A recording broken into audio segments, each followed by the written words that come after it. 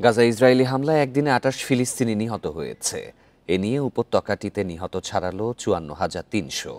এদিকে পুরো গাজায় দুর্ভিক্ষের ঝুঁকিতে রয়েছে বলে সতর্ক করেছে জাতিসংঘের মানবিক সংস্থা OCHA। গাজাকে বিশ্বের সবচেয়ে ক্ষুধার্ত স্থান বলেও উল্লেখ করে সংস্থাটি। সেখানকার শতভাগ বাসিন্দাই দুর্ভিক্ষের ঝুঁকিতে রয়েছে বলে জানায় তারা। গাজায় প্রতি ২০ মিনিটে একজন শিশু নিহত হচ্ছে বলে জানিয়েছে ইউনিসেফ।